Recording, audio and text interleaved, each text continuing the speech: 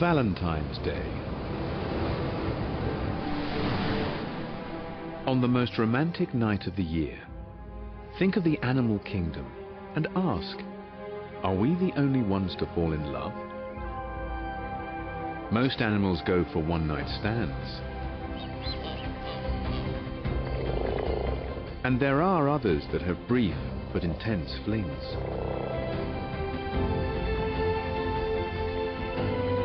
But some take love more seriously.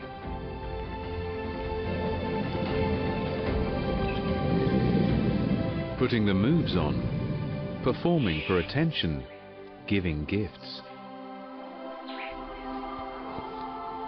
It can be the start of a lifelong bond.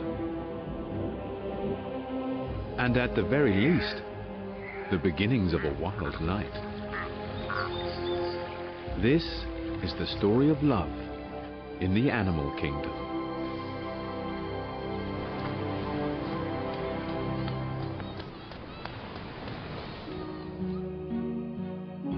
Valentine's is a big day.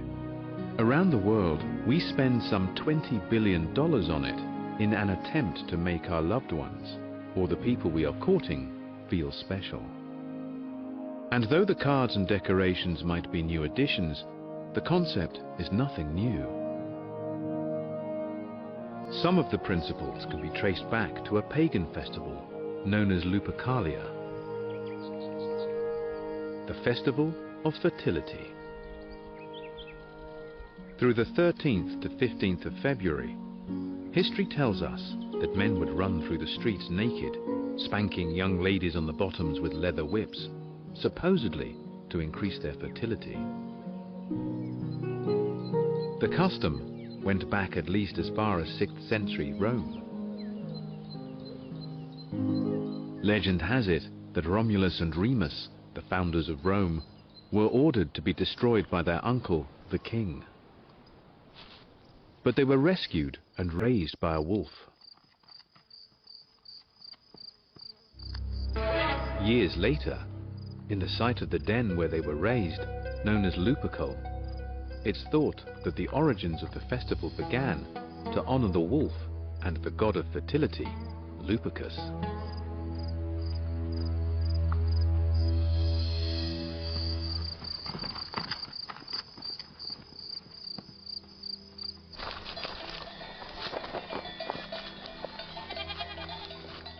Goats and dogs were sacrificed.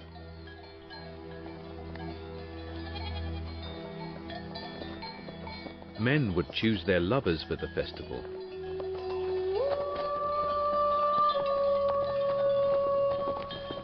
The whole sordid affair was believed to keep evil spirits and infertility away.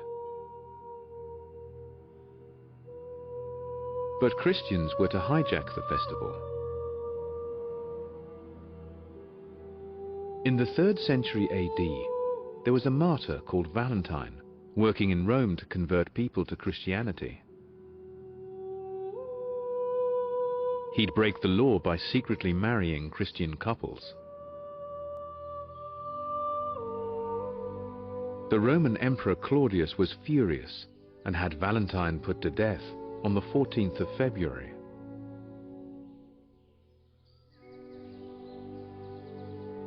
The Catholic Church honored him, declaring him Saint Valentine, a patron of lovers.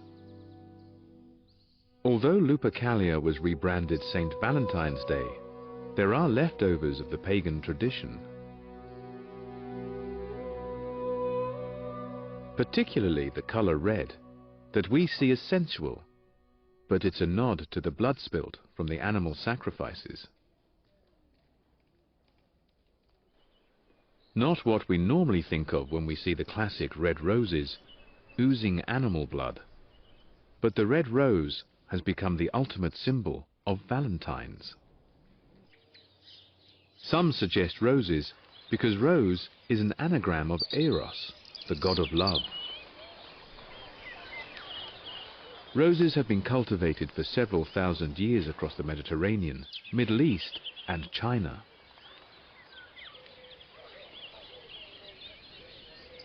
There are over 300 species around the world, but thousands of new strains have been developed for harvest.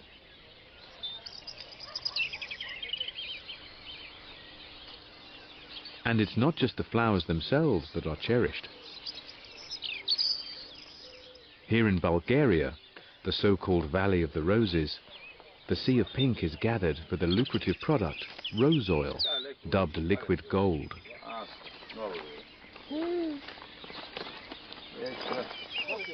Crushed from the rose petals, it's sought for use in food, medicine, and cosmetic industries.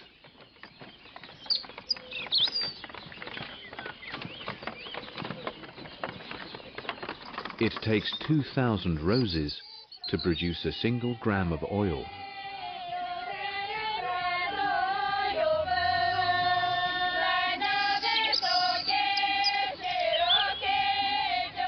Roses are so important to the local economy and the tourists it attracts that every summer there's a rose festival.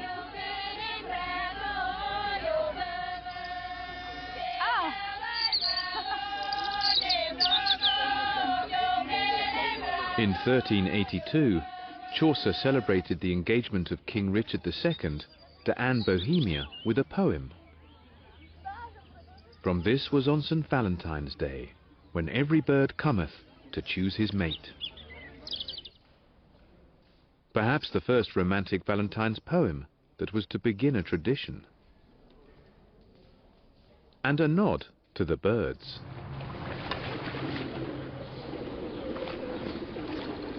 Monogamous doves have been symbols of love and peace for centuries, all over the world from Egypt to China.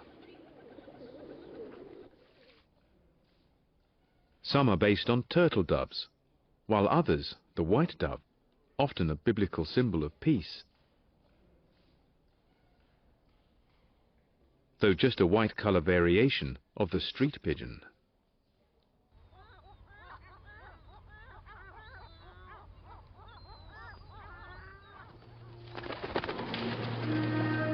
Two goddesses of love, Aphrodite in Greece and Venus in Rome, were depicted with doves as their sacred animals. Today the lovebird has become a common Valentine's icon. These tiny parrots, originally from Africa, are now massively popular pets across the world, particularly because of their adorable dating habits. They mate for life and can't bear to be parted. If they lose a mate, they suffer depression and pine away.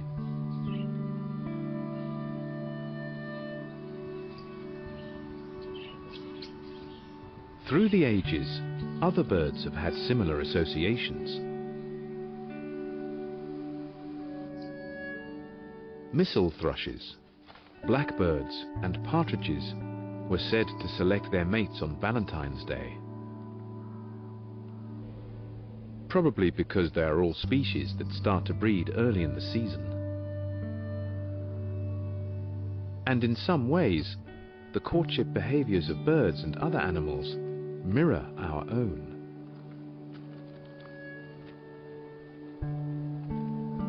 We mark Valentine's by giving gifts, but we are not alone.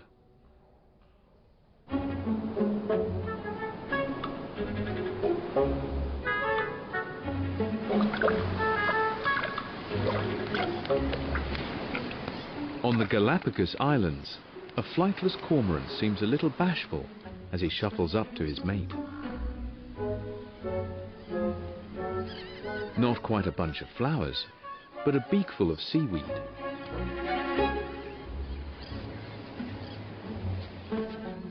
She seems happy with the offering, but between them, they just can't agree on where to place it for best effect.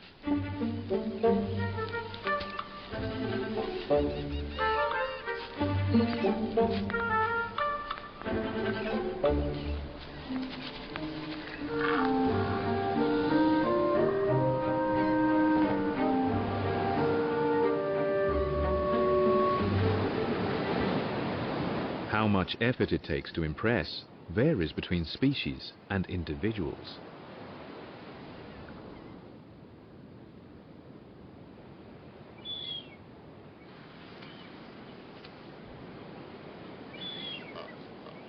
The blue-footed booby presents the most pathetic twig.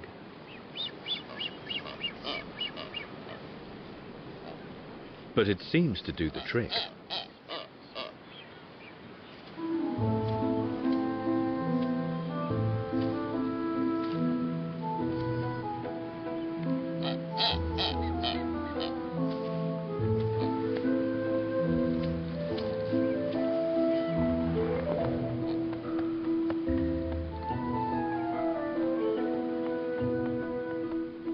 So perhaps it's not the cost or quality of the gift, but the thought that counts.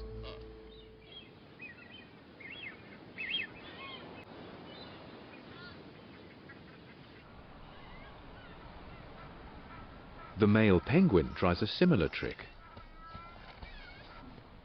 It's hot on the beaches of South Africa.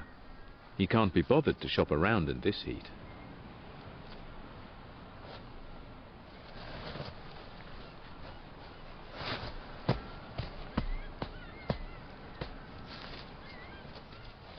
He goes for the easy option, rather like grabbing some wilted flowers from the nearest gas station.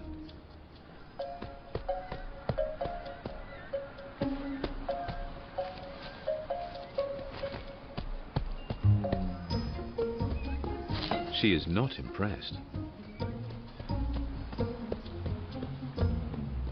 To keep this chick happy, he's going to have to try a little harder.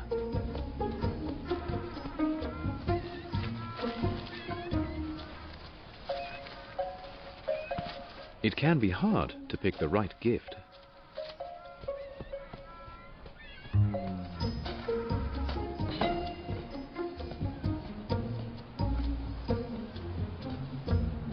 Passing an empty nest, he covets his neighbor's property.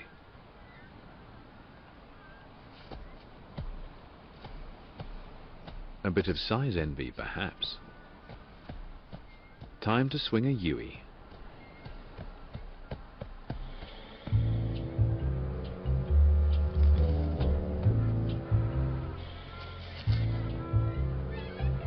Yoink.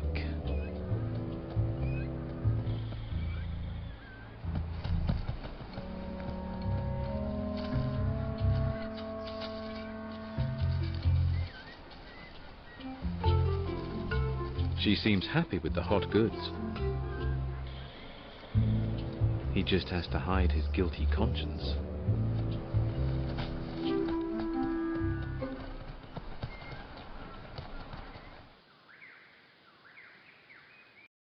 Birds are very drawn to colour, and some make colour choices that they think will win them a date. In the Australian bush, the king of interior design is the bowerbird.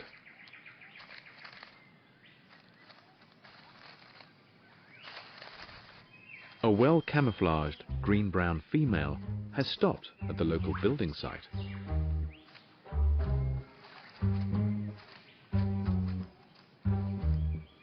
Each species of bowerbird prefers a different colour for their accents.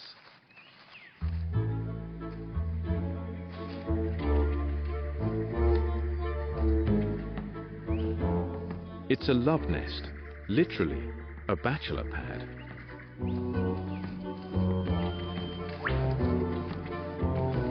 It's far too refined to be a place to raise kids. It's simply an extension of his male ego, something he hopes will be a chick magnet.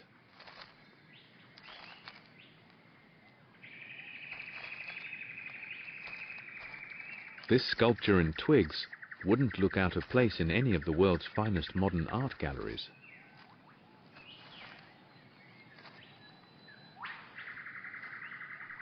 But it's a little drab. Not for long.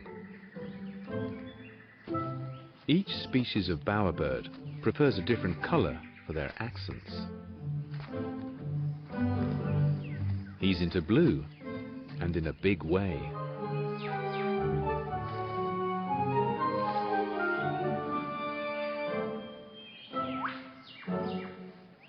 He trails the forest for anything that fits in with his color scheme. Nothing sets the tone like a plastic spoon.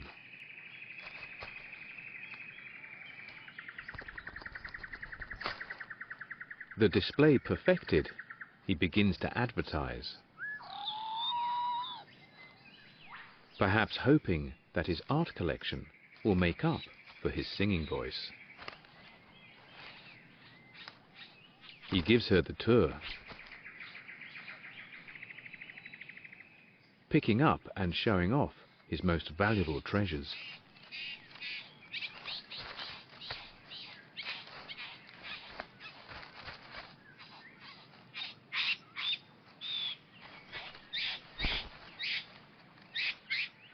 He's a man with means. How could she resist?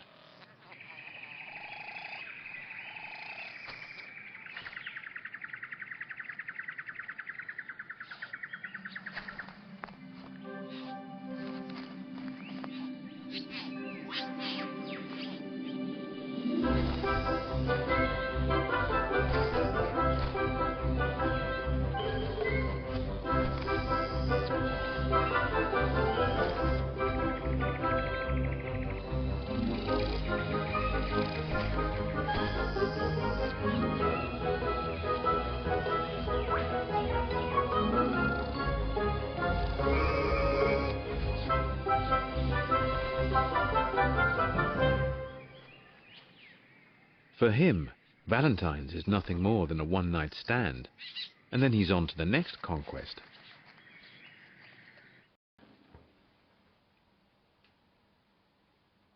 Gifts are not the only way to express your feelings.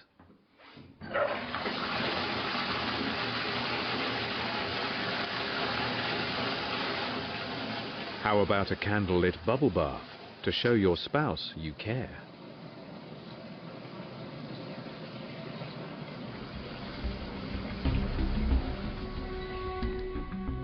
Sometimes the most romantic gestures come from the least likely sources.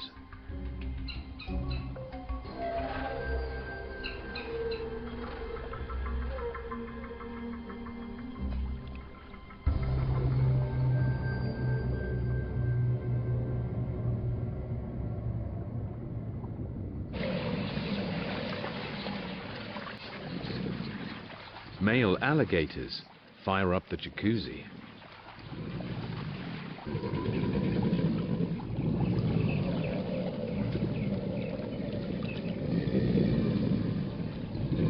Their low-frequency rumbles vibrate the water's surface.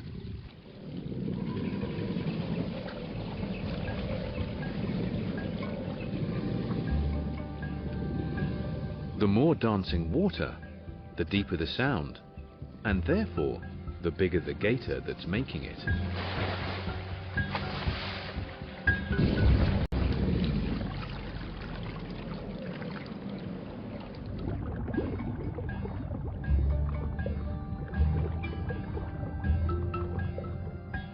It's such a turn-on for the girls that female alligators will return year after year to the same mates.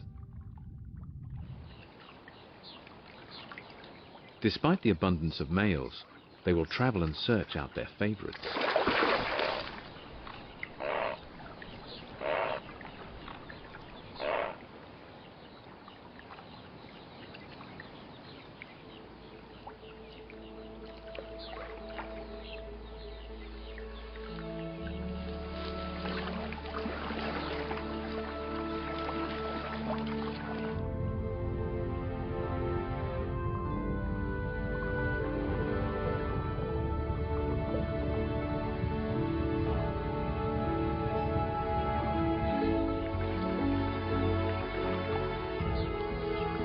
In their quiet bath together, the pair will roll.